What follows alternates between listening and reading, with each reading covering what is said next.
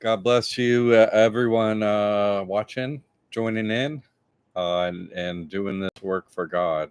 Uh, Frank, greetings, John and trustees. How wonderful. All right, Frank. Frank and Jean in the house. That's right. Jamie, here too. And Pamela. Yes, Pamela, listen. Thanks for the support. I really appreciate it. I wouldn't be able to continue without it. But with it, I'm doing my best here. Uh, Mary, great.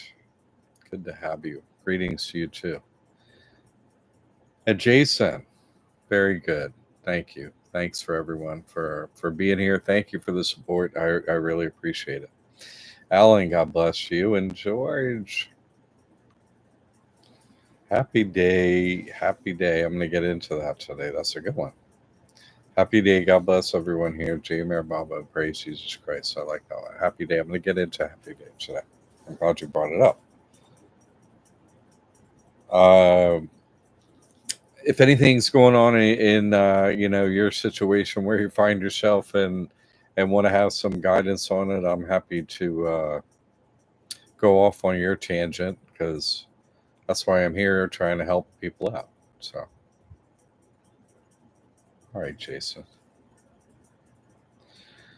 That's we find ourselves in this situation. So, in these individual foxholes far away, trying to get all the truth and then, take action from it. So, anyway, thank you for the support. It's not easy bringing this through. And I named this one Signs and Symbols really just because all the signs and symbols kind of say the same thing, don't they? And once you can see that, you can really see how clear the information I have is. And it's not the information I have. I'm just like, oh, okay, this is the script. It's not like they have the information, or else they wouldn't be following the script. So it's not like, hey, guess what.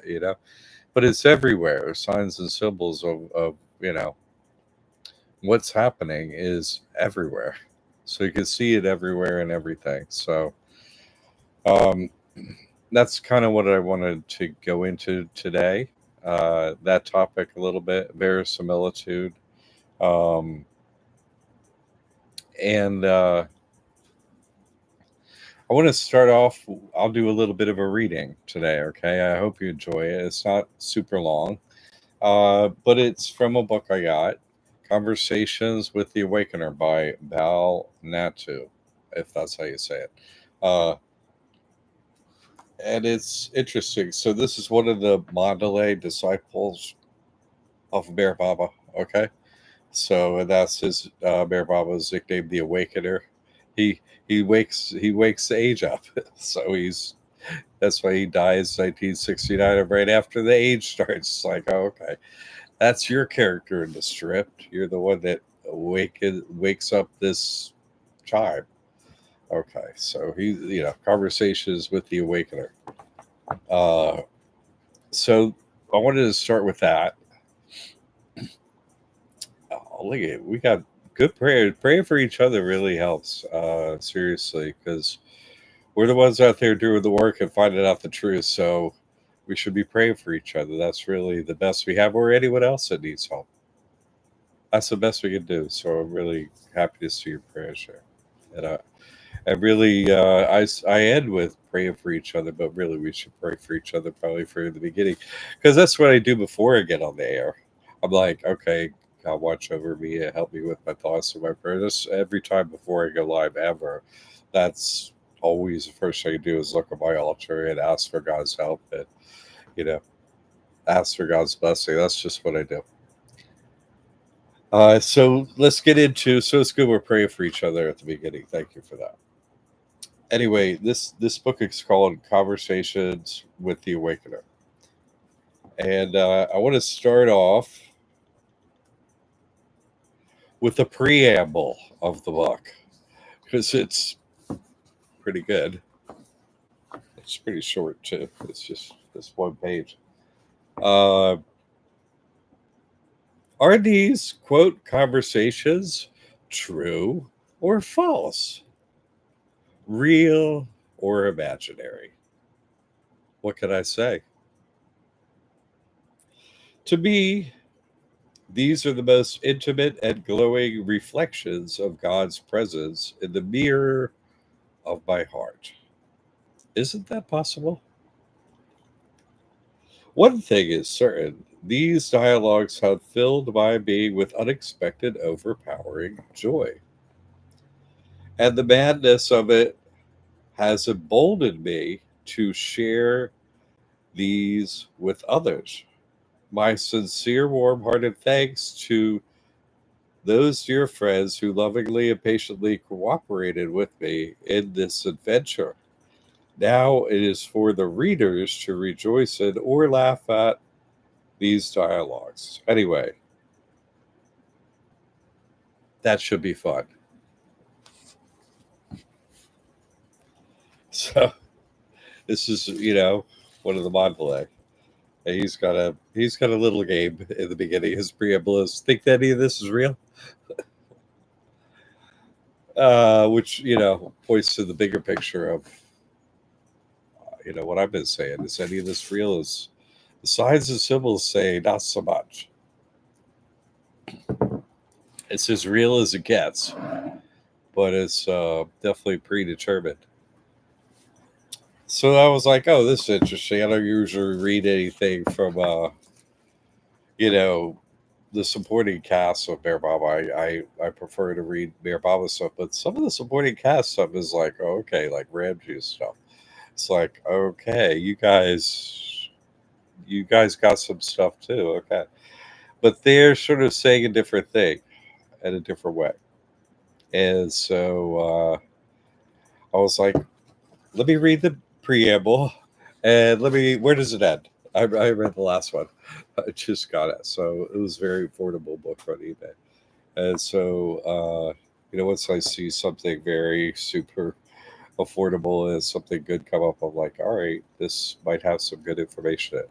I'd rather seek information in like Mir Baba's writings and so on than a law book. It's just I don't find anything to overcome anything with anyone with the law degree thing.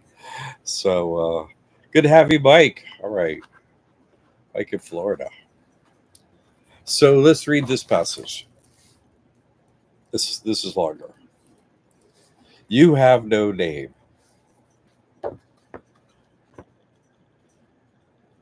Once, while in a state of terrible physical pain, I seriously wondered whether at times you misjudge an individual's capacity for suffering in spite of being omniscient.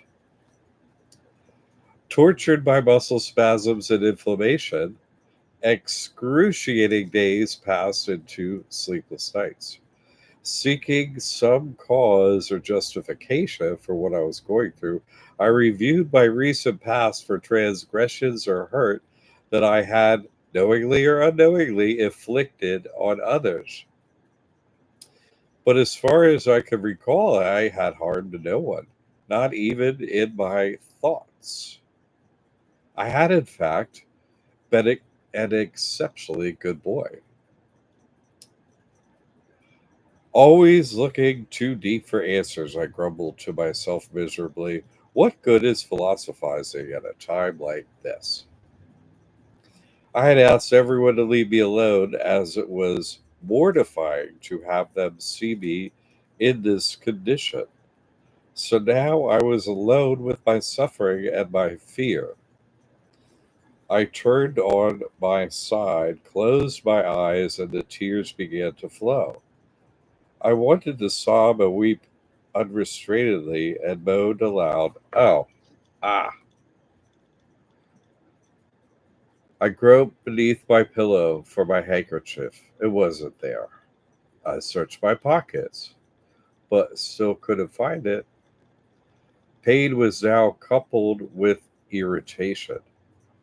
Use mine, I heard your familiar voice say. As I opened my eyes, you extended a white kerchief to me. Transfixed, I could only gaze at you. Take it, you urged gently. Weren't you just looking for a kerchief? But I wasn't calling you, I rasped. I was just venting my suffering. Even a worldly father does not wait for a formal invitation to visit his dear ailing son. And you expect me to wait for your call? Your look of intimacy at that moment pierced my heart, and all the hardened dams of resistance within me collapsed.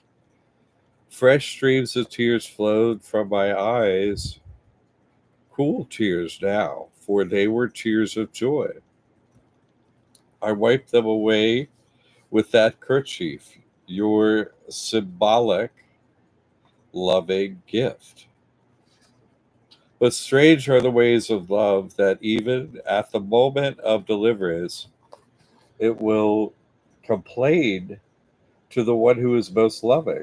The pain I had endured had affected my mind, my heart. When tortures rise, reason flies. For the last 3 days, I haven't said my rosary. I practically snapped. Wonderful, you answered cheerfully. And I am not going to repeat your name anymore regularly at specific times as I used to do. And I turned my face away from you. Excellent. I was flabbergasted. Are you joking? No, I am very happy to hear this. For I have no special name. I am the nameless one. In fact, my name is unspeakable. All names are drowned in my silence, so any love filled sound uttered with earnest longing becomes my name. It reaches straight to my heart, and my presence flows to those who suffer, like a healing balm, at other times like tides of bubbling joy. You mean to say that your visiting me is not dependent on my calling you? I'm not dependent on you or bound by anything, so I am free to visit with or without an invitation. I laughed, even though I was still in pain. Your words offer me freedom to implore you by any name at any time. It's not just the sound that matters, I ventured, but the feeling of total reliance on you. Now you really are becoming a good boy. I was really feeling a tremendous sense of release and relief, for your words had taken so much pressure off my head and my heart. But why were you confused earlier, you asked? Do you take me to be a businessman or salesman of spiritual truths? I am just as I ever am, the most natural one, who is totally free and utterly bound. What would you call this state? Do you expect me to try and define your nature? If so, then even you are infallible. This may be the first time, even though you are infallible, this may be the first time you have overestimated someone. Uh, in any case, freedom from self imposed disciplines will bring you closer to me. When there is no pressure, no plan, no project, you become yielding as a tree in the wind. And the roots of your thoughts and feelings very easily teach to that point of balance in me. Who knows? This may bring me to you more frequently than rosaries or invitations or prayers. Why should you bind yourself to patterns? There's nothing wrong with methods or traditions, but there comes a time to leave these things behind in order to flow more easily to me. Do you mean to say that people should throw away their rosaries and prayer books? You gave me a look that was almost pitying. You misunderstood me. If people were to throw away their prayer books or rosary, they would only return to them in some new form that is even more tempting. My relationship with each individual is personal,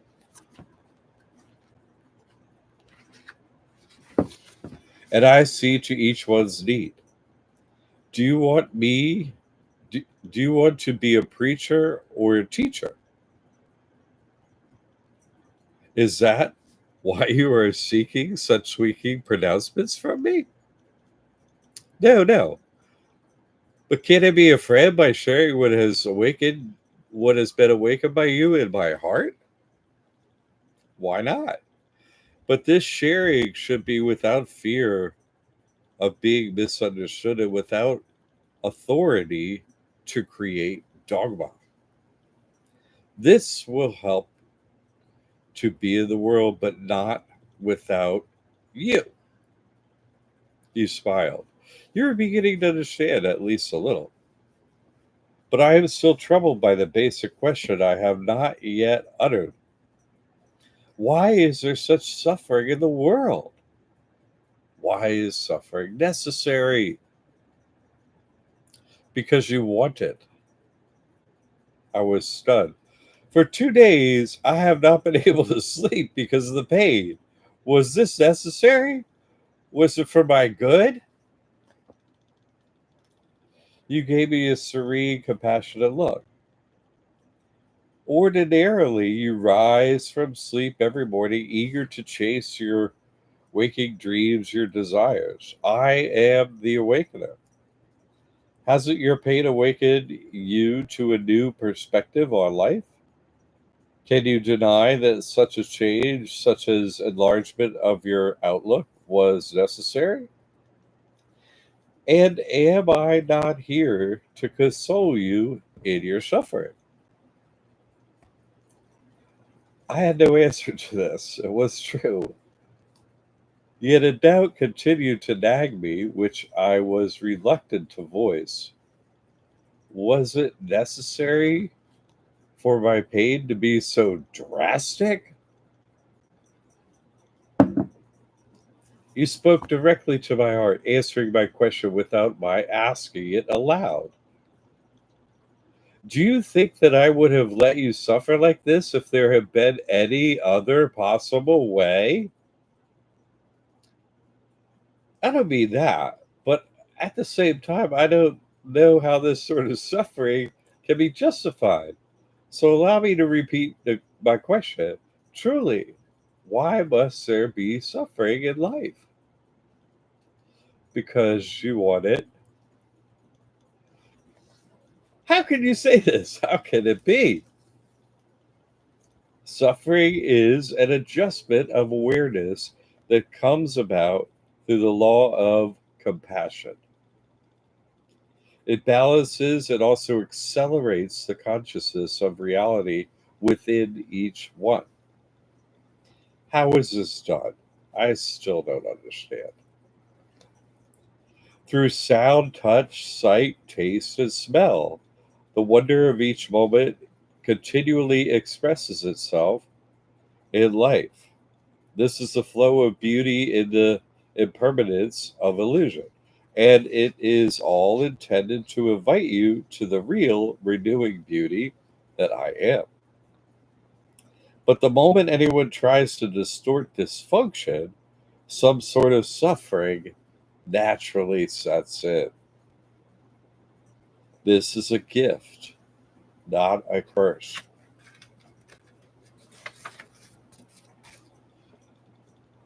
But is it not human to err? So it is also human to suffer. Pleasures of the senses in themselves are not bad. They they can be friends. Illusion is my partner. It is attachment that distorts and impedes life. When you cling to the senses through memory of the joys they have given you, the flow of life is blocked. The more you are freed from this form of clinging, the less you will suffer. Again, it is a question of balance. A tasty dish is a delight, but if you overeat, you get diarrhea. You suffer, and you put the blame on me. Yet you come to forgive us and awaken us, sometimes gracefully, sometimes painfully. Is that what you mean? But this time my suffering was really terrible. But remember, physical suffering, even in its most severe form, cannot equal the intensity of mental and spiritual suffering. Yet, even here, my mercy prevails, for mental and spiritual suffering, being more intense, offer higher and subtler dispensations of my grace. And those who suffer in these ways are led to experience a vaster realm of my presence. I had heard enough about suffering. It was already in too vast a realm for my comprehension. This is too much for me to take in all at once, I complained, smiling. You are putting too large a tree in too small of a pot. You looked amused. It is you who raised this subject, not me. So good, let's stop here. By the way, I see your handkerchief there on the pillow. Have you noticed it? So you will return mine to me. My heart's sake. You really mean it? Yes, I may need it for someone else. But you have stocks and stocks of them. This may be true, but haven't you realized yet that I am the perfect economist and also the most benevolent one? I intended to comply with your wish, honestly, I did, but after you left, I realized that in your overpowering presence, or whatever that was, I have given you my kerchief instead of your own. And you said nothing. It was as though you had taken my physical pain with you, leaving me in a state of rapturous relief. What a humility, what a humanity, what a divinity, what a beyondity. Really, you have no name. Uh, all right, Mike. God, you made it here. Jay, fantastic. Your Baba Kiche. I just wanted to read that to you because, as you become closer to God, and more one with God, the separation is becomes removed as it has been for me. And so, you experience like, wait a minute, I'm just playing a character in this script, in this situation. And then you're like, well, what is my name? It's like, well, I guess, if they're, maybe I don't have a name, like it's all characters in here. So you start to realize, like, God, you have no name either, well, you're just a part of God. And so the separation really breaks down at that point. And yeah, you're here to play your character, and to you're in this situation because God put you here, and God doesn't make mistakes or anything like that. So we're living this life. But I'm just saying, what your realization is that you know God is responding to what's in your heart and prayers for help and so on. If you're saying Mary Mama, Jesus Christ, Buddha, whatever name you're saying, you're going to get a response from God. Uh, and those, the other side, they're praying to the shadow of God. They're praying for the devil and Satan and Lucifer. Who else could play that character? You know what I'm saying? Like, who else has the power? It's less power or whatever, but that's God playing every character up in here, you know, perfectly, making sure the whole game is played out for our benefit spiritually to raise our awareness and then, come to the realization of what's going on here. It's not easy, and that's just part of the path is understanding you see God in everything. That the signs and symbols around you. George found a good one. I mentioned this last week, but the Freemason compass and the square, right? The square at the bottom has 8 on each side of the square where the compass is pointing. 8 times 8, 64. It's just everywhere. They're always pointing to that we're in this short loop, and don't say anything.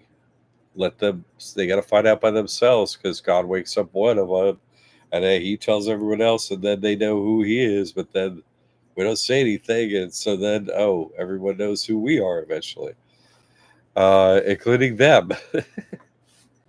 Jamie, that reading was so fitting. Everything feels like it's falling apart. Yes. And there's a lot to process, trying to see what this place is, what to do, where to go, and what is the will of God. That's true. And that's why I read it. I, I know that each individual this is the work. It's like, like for Mandalorian, this is the way. It's like, oh, you're suffering. Great.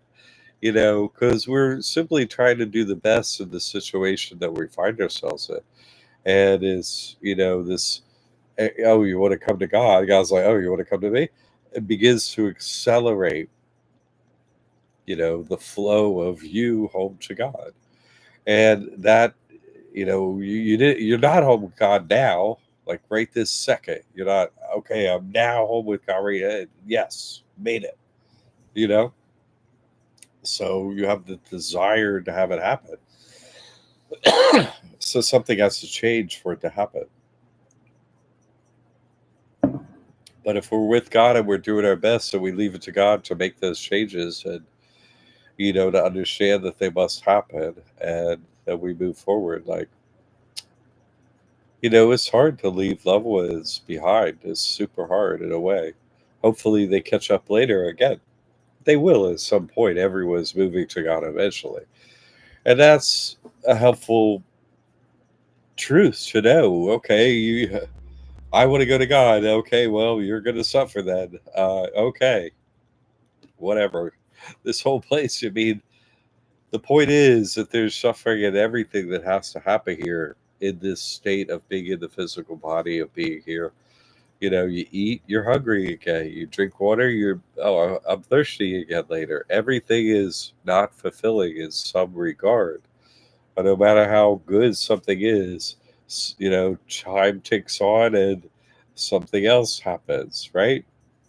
And so this place and this body and this situation we find ourselves in, this is supposed to be here to show us that this is not where our fulfillment, our ultimate fulfillment, is found.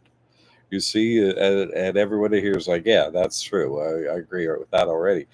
But then it's like, okay, well, the what did he call himself? Ever the economist, right? It's gotta even your, balance sheet, your debits and credits.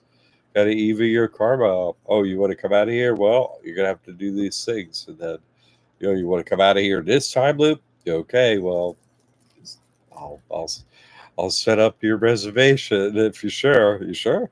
Okay, well, these are the things that are gonna happen. Okay, well, I'm not gonna tell you. They're just gonna happen. No satiation in this realm. Exactly. Very well. There's no satiation in this realm. That's it. And God is, uh, in God's presence, it's not like it's, you're taking satiated to a new, there's no, everything that you are is just, uh, taking in the presence of God, and is overwhelmed by it, because it's, infinite. the infinite means, and there's no. It's in that in God's presence. It's just absolutely overwhelming all the time. It's a singularity of God's presence. Fulfills every particle of our being and non-being. That's what happens in the presence of God. So this is the test. What happens when you're not in the presence of God, or feel that you're not in the presence of God? Oh, I feel like I'm not. Okay, but you are. But you feel like you're not. Now, what are you going to do? Do you want to come home to God? It's a game. Nobody's going to tell you the exact thing. And then you got to get home to God. It's like, oh, man, that's rough. That is not easy at all. So it's a game set up, the game of life here, and everything in life is set up as, a roadmap for you to get home to God, and everything's just supposed to show you, hey, God made this game, this place, popped out one day, is going to pop out another day. This is the time period, and so on. This is what's going on. Yes. Okay.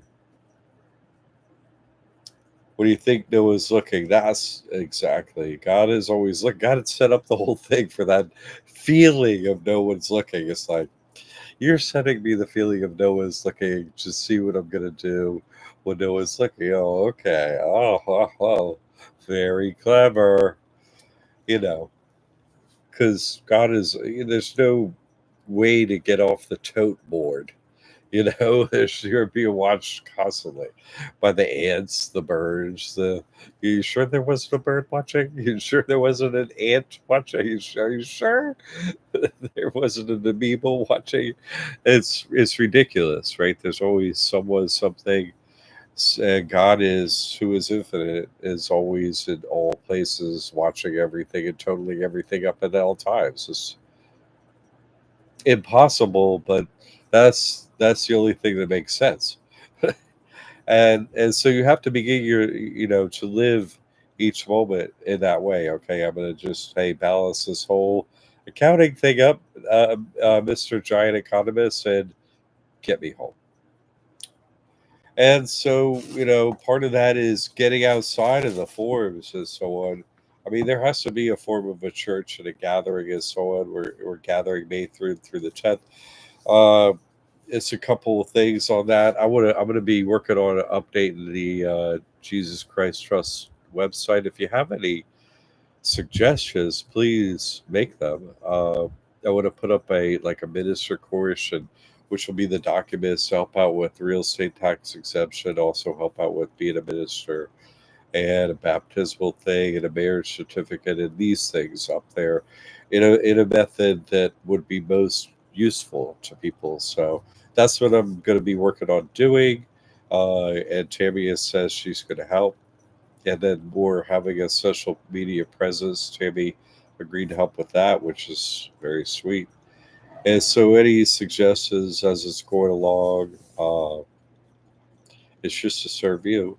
So, you know, anything where you think would be useful, most useful. Uh, I also asked Tammy to. I love having the Poe family testimonial up on the website, but I'm going to put up this weekly show up there instead, just to keep it, always current, having something current up there. Uh, so, and I haven't really looked at the rest of it, but if you have any thoughts or questions, on it, or ideas or whatever, any feedback is great. So, but that's what I'll be working on.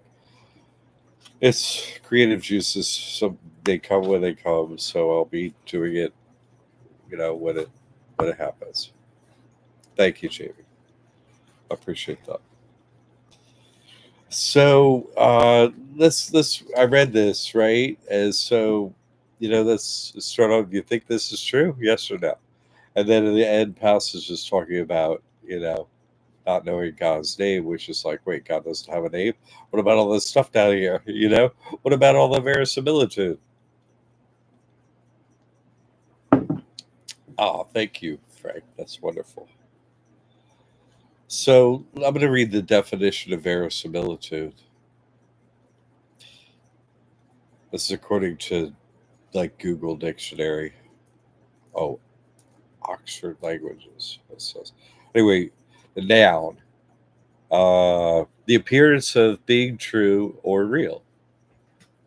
Here's a use of this says. The detail gives the novel some verisimilitude. So yeah, it's about a story, and helping the story make it look real. Which, at this level of knowledge, that's why the Freemasons have 33 going up. Be like, oh, can you handle this? You can? Okay, well, let's see. Can you handle that we're in a 64-year time limit? Yeah, that's not step one. That's not of the 33 steps. That's not one. That's later, way later. So I'm just. Your Baba had this quote he said about, oh, hey, when Jesus was around, he'd tell the public one thing, uh, you know, and then he'd tell his disciples something else, and someone asked him, well, hey, uh, how come Muhammad didn't say he was the Avatar? And everybody would say, "Oh, well, that's because they would have killed him if he had said that." So he would have been dead. So that's why he didn't say it. So um, so you can see these pieces of the script and see, God is responding to the script that God made. Hey, this is your script if you live in this country, Allah, Muhammad, and so on. And God has made all these different scripts, but can you see past all the scripts for what they are and who's behind them? It's like, that's where you really see God. You're like, okay, amazing. Uh, and then you can start to see behind that and see, God for the qualities of what God is, which are unfathomable, infinite. God's not bound by anything. Like, how can you create such a ridiculously complicated? It's with the buildings and the mosques and the temples and the churches and the religions and the cultures and what you wear and the hats and where you sit and the buildings and the different climates and locations and countries and on and on and on and on and on and on and on. Uh, the creator of this situation, God as the creator, preserver, destroyer of this whole situation is really, you know, uh, eternally free and eternally bound, right? Like, has made a script and has to answer to every name of God that God has made up. Eternally bound to those names of God. Oh, Jesus Christ is, every knee must bow, every tongue confess. So you said it. So that's who's got to show up. But, who's behind this? Like Jesus said, my Father and I are one. Like, God is, you say Allah, but giving God a name is not pinning God down to anything. Just is God's response to you.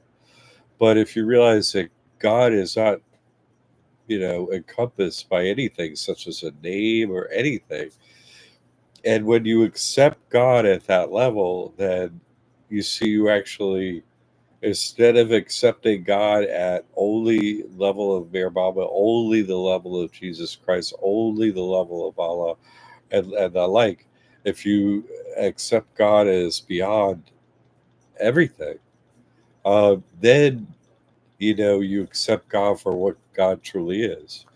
Uh, God truly is these other characters and is backing these other things. That's true, but also God is not bound by those things. I mean, God is bound to answer the call to those names and so on.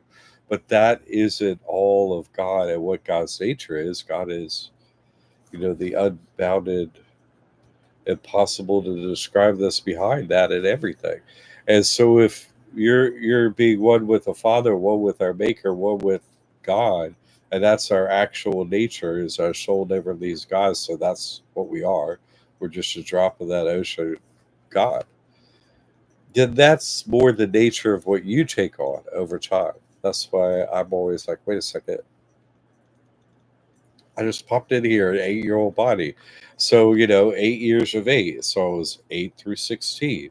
I'm like, whoa. And so I just popped in here as this character. And once you start seeing it for what it is, you're like, okay, it's like a story, it's like a 8 page like children's book, like eight super thick cardboard, 8 pages. What? 8 years, 8 to 16. Okay, you got your heart broken. Yeah, you know what I mean. You, everything was amazing, and then you got your heart broken. Okay, uh, number two, 16 through, you know, this place broke your heart again. You know what I mean? Oh, okay, Uns- unsatiable, insatiable, no satiation. Yeah. And then now we're answering, we're entering the last 8 years of this like 8 page book, eight for me, age six, well, you know what I mean? 64 or 65 through, uh, 72, 64 through 72, like that. You know what I mean? Basically, kind of that's what it looks like. It's sort of like this repeating book. It's just in a circle like that. Oy vey.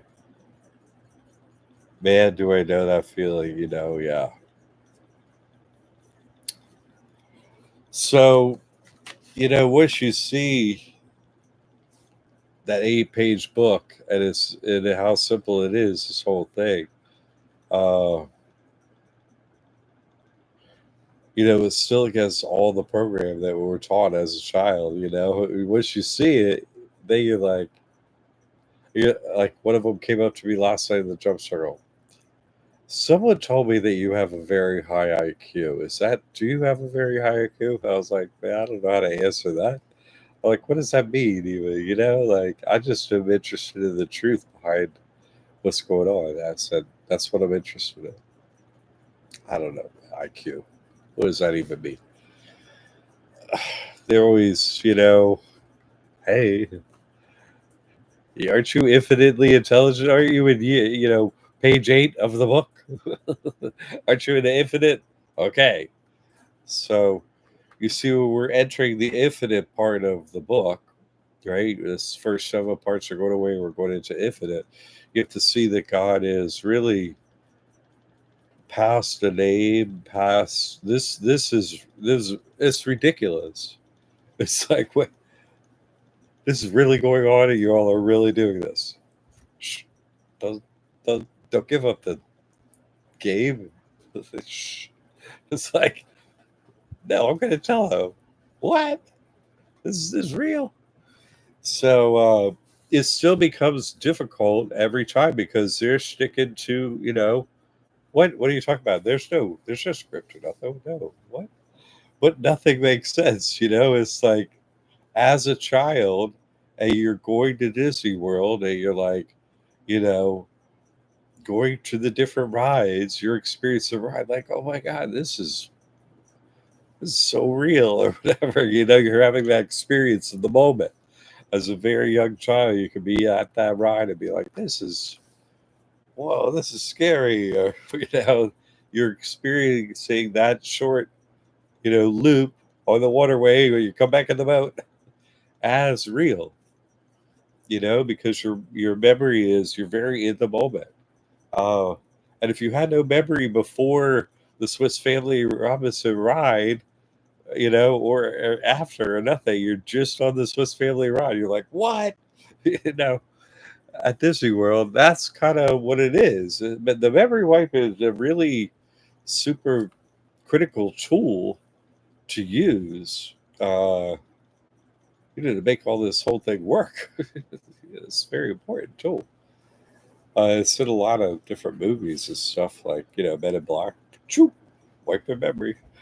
Uh, you know, Westworld, right? They are get their memory wiped every time. But it's happening to us. Can you remember what you ate last Tuesday for lunch right now? Of course you can. Me neither. you know, so we're experiencing a memory wipe as we go, so we know it's real. So that's really makes it extremely difficult to figure out the situation and, set your compass, as I like to say, you set your compass and experience having a miracle, having an interaction with God, sets your compass. Boom. Okay, I'm going to God straight away now. That's very no boom. That's it. And you're always stop it. Let me check the compass. What's going on at this moment? And then you just wait. Oh, okay. I thought you were messing with me over there. And it's straight through to God. Once you understand the principles at work and so on, the signs and symbols, what's going on, and once you realize you're just at Disney World, and what you didn't go into, you didn't leave Disney World, you're just always do. Yeah, we went from Epcot Center, and now I'm in. I don't know. I'm in Florida, but I don't know Disney World that well. Adventure World or Adventureland or something like. I think one of those Adventure something. You left the Epcot Center. Hey, now you're in Adventureland. Different plays, different situations that you're going through. But it's all Disney World. Once you see it for what it is, then you can really get traction in your situation and move through the different worlds in here that you have to experience. And just okay, I saw the whole park. Where's God? Okay, okay, great. Did you park? Thank you. Had a great day, and where's God? Okay, good. At the end of each, eventually, okay, where's God? They're like, yeah, go over to Epcot Center. You're like, okay, the lines, suffering through the lines. Harry Potter world is, yeah, yeah. Thank you, Infinite. Uh, Westworld, yes, exactly, Westworld. Thank you, exactly. So this is very difficult. So you got to stick with the truth every day. You need to be, you know, connected with God every day because the experience you have when you meet with God that never fades. That's the only thing that never in this lifetime fades. Everything else fades. But oh my God, I remember that experience I had with God. Yeah, that doesn't fade. And so that becomes your compass, your point. Because you go, oh, there he is. Boom, headed to you, God. Like, and then there's John offering a fast pass to skip the lines of the rides. I'm doing my best. I'm doing my best. I'm doing my best. I'm doing my best. Exactly. You can ride the Swiss Family Robinson ride. Don't do it a billion times. Okay. I'll wait for you here. Uh, have a ride and then stand from over here. We'll discuss it. Don't get right back in line. Okay. Just don't do it. Have a fine trip and then don't get in line again. First of all, line sucks. It's, you're just griping about waiting in line, waiting in hell, waiting to heaven. Don't do that. But no, that's true. That's true. So, I also need you to understand that God appears as, to whomever as needed. Yes. Uh, you know, well, what, you're asking about the whole, well, people don't pray to Jesus over there in whatever country. How are they going to get you? How's God going to show up there? It's like, no, you're not understanding, God is past, way past those things. That's a pathway to God. Yeah, sure, sure. It is. But, God can't be bound up by a script or anything. The script is just uh, methodology that we have to begin to take steps to getting back to God. But that's just, like, okay, yeah, hey, that's the alphabet, but that's not the words, and that's not the script. And that's not, well, who wrote this script? What's the nature of them and all that. So you start to see the nature of God in this whole script and everything. Then you realize, you know, there's that's who's got me locked in here, Mr. Infinite or Mrs. Infinite, beyond sex or beyond any descriptor. I'm going to need your help to get out of here, because, and that's the form. I need the form of God that is not bound by anything or any way, shape, or form. I need you to get me out of here and keep me out of here. Uh, and you have to understand God's nature as true nature is that, and accept God in that way, and that's the way you want out of here. I'm just that way. I'm not tied to anything left in here. No script, no nothing. So, do you think most of the 7,000 are stationed in North America? I yeah, I know, because I think that's a good question. I think each religion is sort of like up on a plane. You know what I'm saying? Like represents, like my mama said, like Jesus Christ represents the miracle plane, like the fourth plane. So meaning the other made avatars he names represent, like uh, another plane. Like he also said that Buddha discussed getting to nirvana, but doesn't, discuss God exactly. So each one is showing you, oh, this is how you get to the top of that plane. You know what I'm saying? And then you gotta, understand the nature of God and move past that. So, uh, so the 7,000 are, they're seven planes, and so they're stationed in different places on there. They could move from there to here, like I go over and interact with some of them in India, and it's like I can plant the seed in there, but they're on another plane. They're not going to move this far. They're simply not.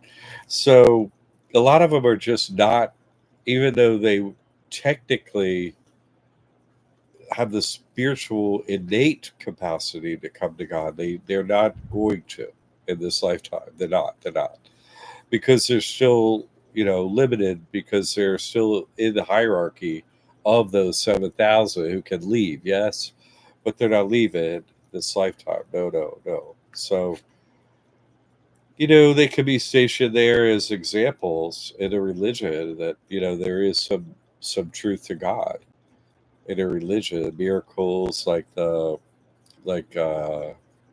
lying down state, what I'm saying, performs a function. I'm like, wait, what? Your entire uh, what you thought was reality is suddenly having a problem when you're face to face with a lying down state. You're like, is this real or not real? You have to ask that. And then you're like, wait, he doesn't eat or drink or anything. He never doesn't leave this room. And this is for, wait, how many years? Wait, what? What is you? Wait, what?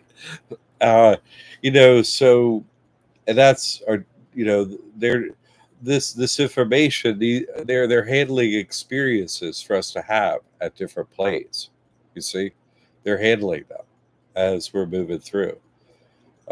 So, but only a few are getting, to the real final seeds here. They become very interested in what they're doing, like the people making that whole scene work there at the temple at what a lying down saint is, like there's a lot going. There's a whole town there for that guy.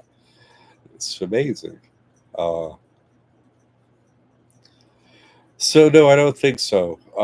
But I do think that naturally, because of this script and because I'm here, like Bearbella said, I'm going to take that, you know, non-spiritual energy of America and, you know, harness it for spiritual outcome.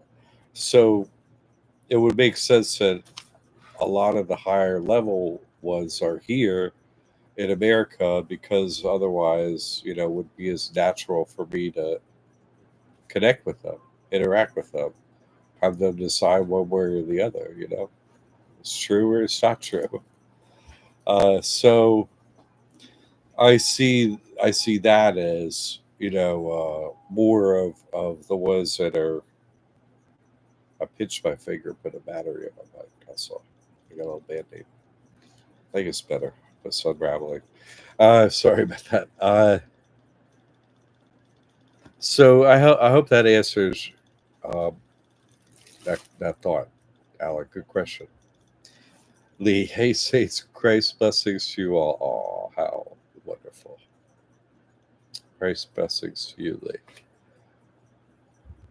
That is a good question. I thought that was, man, he's great with questions, Alan. Let me tell you what. You grilled me for 2 months straight. Almost 2 months straight. Nobody has showed up. No more questions. No, I'm kidding. uh, Paradigm. Yeah, Jay, what is the name of the lying down state so I can look it up? Oh, that's a good question. Uh,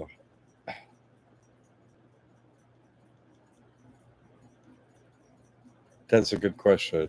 Uh,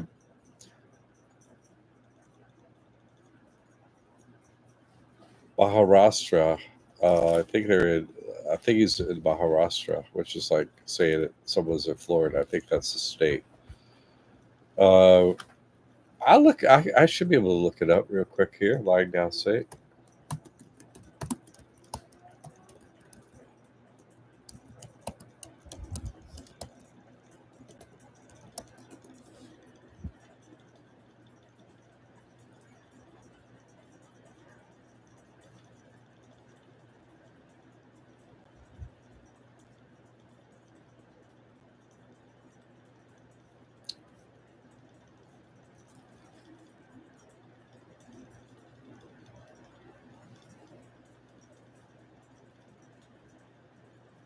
He's not that easy to find. It looks like.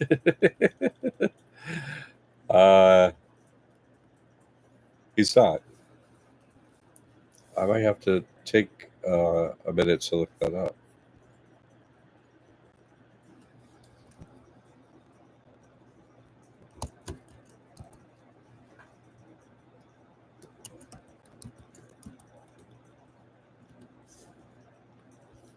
See, it's near Ahmednagar.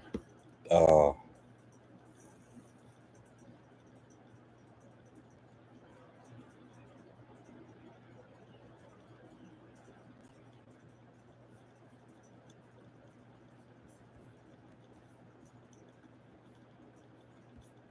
no, I'm not finding him.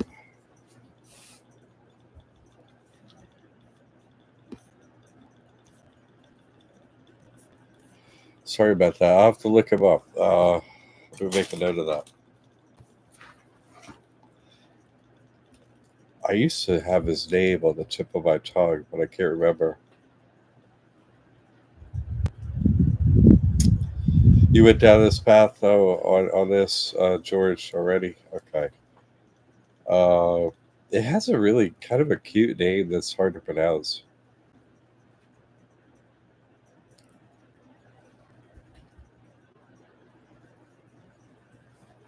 Talk about off the beaten path. I mean, even on the internet's like, a what? No, you say it's like, yeah, you'd think it'd be big, but I'm not big either. So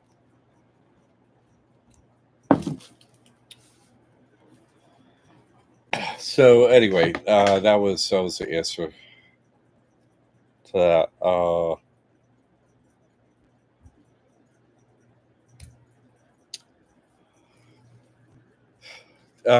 don't worry, be happy thing. You find different, um, like what's the whole quote, and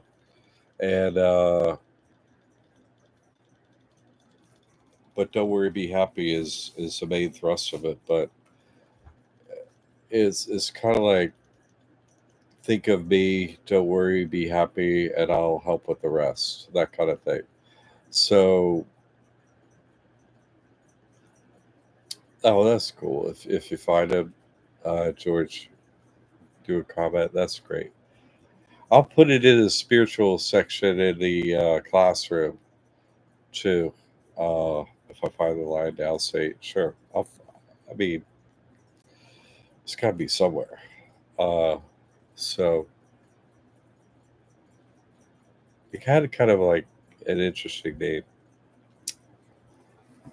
but no, I think the call it Johnny.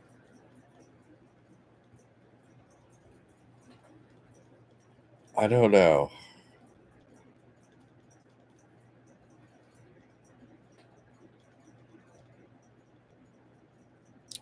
It is Mama something. You're right.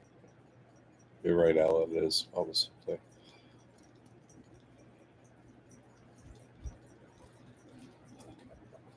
But yeah, what an interesting uh, experience that was. Start for the day. Yeah, that's a good thing. We could look that up and put it in the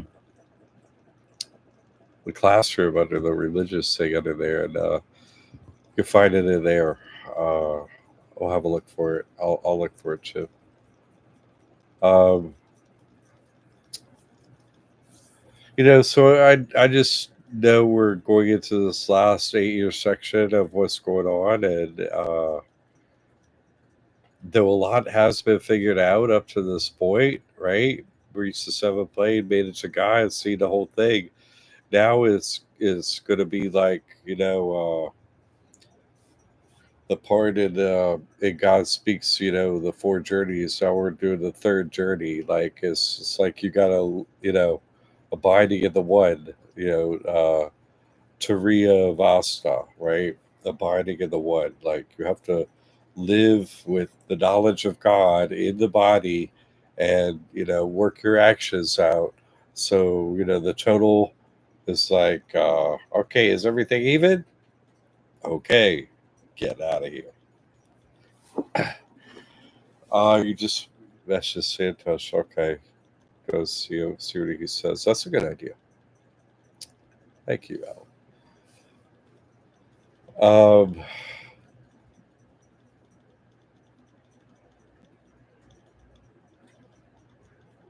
I almost have it. I don't.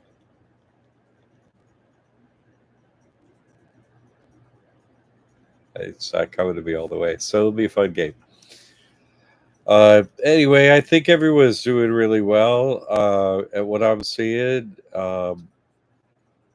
It's gonna be a small group getting together. It looks like in Sarasota, May 3rd through the 10th. It'll be in Central Sarasota if you want to make it for a day, for that week, whatever. Happy to baptize whoever comes that hasn't been baptized, and you get to meet each other and visit with each other. Very few people are interested in the truth, and they're all amazing people. Really, you all are very unique in your acceptance of the truth and God, and the way you're living your life. You're very unusual. And so it's cool that you would have an opportunity to meet with one another. I mean, yeah, I'm going to be there, but I'm here. But it's really, it's such a great group of people that, I think you don't know that until you show up and you meet with each other. Whoa, this is excellent. This is interesting. So, anyway, if you can make it, okay. We're just going to, gather at someone's place during that week when it's convenient, and the rest is sort of what you want to spend your time on while you're here visiting. It's a beautiful place. It should be warm. Then the water temperature is like 76 right now. It's beautiful, and it's like turquoise color. It's so beautiful right now. Um, and it's gonna be like 83 today. So I don't know. It's probably gonna be warm by that, and the water should be warm. So it'll be pretty, but time to go to the beach or what have you. So, George, how to use the certificate we got there as a starting point. Interesting. Interesting. All right. Well, this will be something to follow up on during the week in a classroom and everything. That was such a great experience that we had there. I remember the first time I went there, I went up to the front desk. I was like, and I met with one of the guys who has kind of accepted the truth from me up there. So I went up to the front desk and I was like, "Have you got anyone like alive in the area that's like a saint or something like that? Is there anyone like alive anywhere in the area somewhere?" He was like, "Actually, we do have someone alive. Uh, it's a saint." I was like, "You do?" Because it's like that's what Mary Mama's book talk about. Like, is there one around here? So I went there, like, do you have one? And like, yeah, actually, we do. And that's how I ended up there.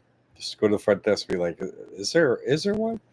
And it was funny. The first time I went there, they stopped by a Beijing on the way. This woman, like, oh, he's interested in saints or whatever. So it took me to one on the way. Like, oh, let's stop by this other one on the way.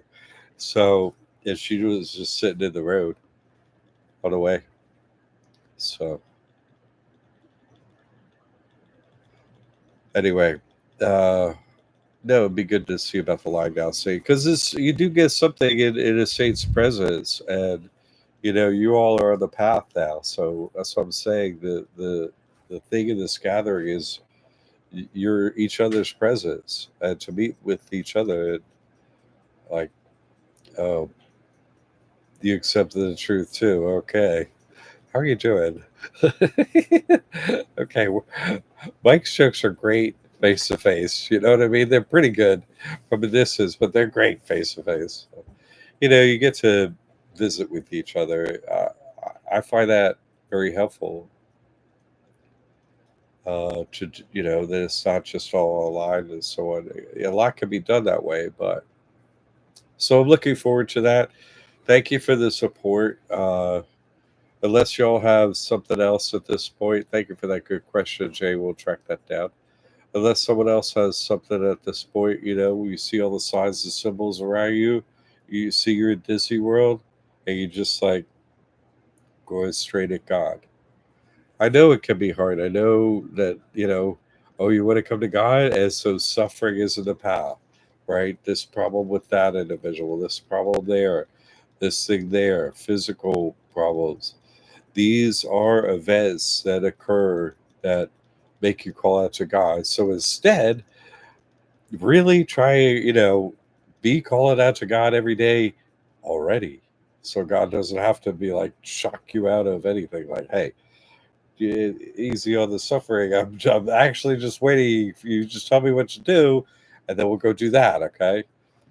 But it's very hard to do that. You have to really become tuned more and more to God and so on. But God's just like, yeah, but I need you to speed up the pace. So we're going to throw in a little suffering in there. So you just have to see that for what it is and come through it. It's not easy. You want to get to God. There's a reason why people don't do it. It's not easy, but it's easy compared to the alternative to me. What, not see God? No, that's not an option.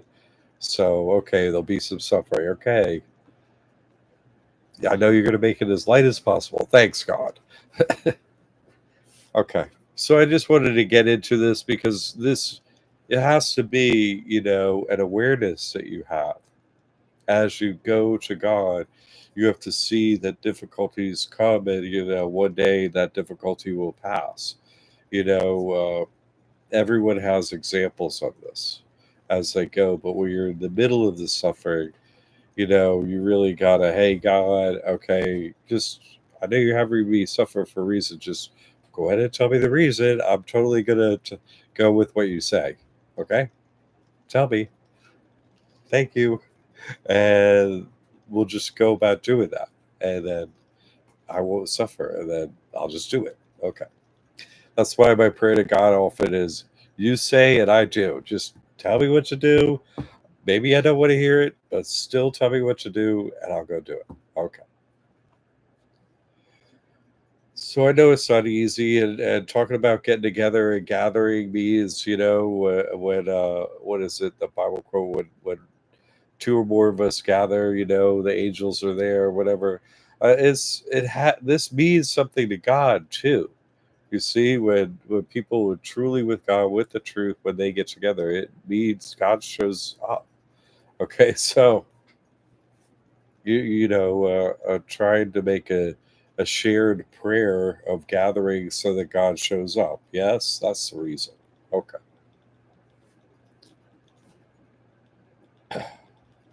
Thank you, John, and everyone here. Yes. Let's see. Unless somebody has something else, and that was a great thing to bring up, Jay. Let's say a prayer for each other for this week. There's going to be some difficulties, especially if you're thinking of gathering together. There'll be some difficulties. We'll pass through them, and we'll gather together and have a great time, just like last time. All right. All right. So, in your spiritual progress, that you make it to God this week rather than next week, I pray for you that God moves you straight to God and gives you the one on one experience with God. Christ consciousness. That's what I pray for you. All the time. That's all I'm praying that happens to you. All right.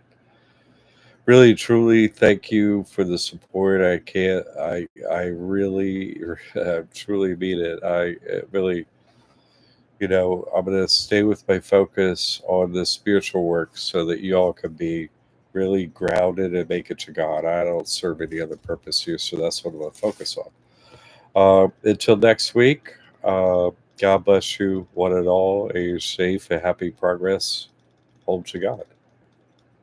I'll see you next week. Thank you, everyone. Got a new vid coming up this week. Nice. All right, Shay, look forward to it. Thank you. All right, everyone. Until next week. All right. I really do appreciate the support. Thank you, and God bless you.